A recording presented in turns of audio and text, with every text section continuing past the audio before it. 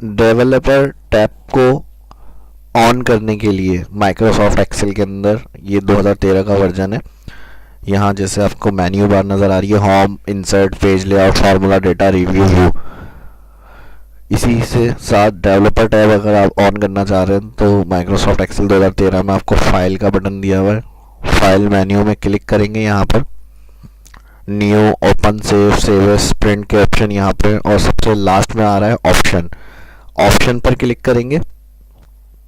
यहाँ general select हुआ हुआ नज़र आ रहा है, जनरल से आप आइएगा कस्टमाइज रिबन, कस्टमाइज रिबन पे क्लिक करेंगे। यहाँ देखिएगा मैन टैब, यहाँ से आप मुख्तलिफ टैब्स की जो एक्सेल में हमारे शो हो रहे हैं, मेन्यू बार जिसको मैंने कॉल करा है, बताया मेन्यू बार कहते हैं इसी को, इसकी सेटिंग के ऑप्शंस भी होते हैं। और इसके अलावा अगर आप डेवलपर ऑन करना चाहते हैं तो इधर आके इस पर चेक लगाएंगे, डेवलपर अनचेक नज़र आ रहा है अभी, इस पर चेक लगा के ओके करेंगे। जैसे ही ओके करेंगे, ओके करने के बाद यहाँ अगर आप देखिएगा व्यू के बाद डेवलपर टैब ऐड हो जाएगी यहाँ पर आपकी।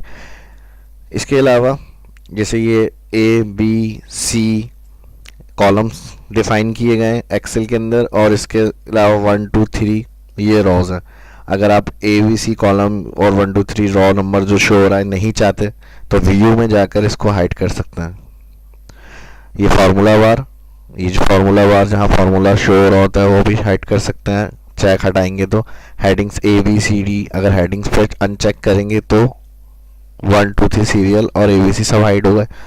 तो वापस शो करना है तो हेडिंग पर चेक लगाएंगे। इसके अलावा ग्रिड लाइंस जो होती हैं, बहुत सी दफ़ा पे ऐसा होता है कि हमने सेल सिलेक्ट किए हुए होते हैं तो वही रेंज बॉर्डर में शो हो रही होती है, बाकी सब लाइनें हाइड हुई हुई होती हैं। तो इसके लिए फिर यहाँ से हम व्यू के अंदर ग्रिड लाइन से चेक हटा देते हैं, और जो सिलेक्टेड रेंज होती है जहाँ पर हमें वर्किंग करनी होती है उसको सिलेक्ट करके हम क्या करते हैं, ऑल बॉर्डर।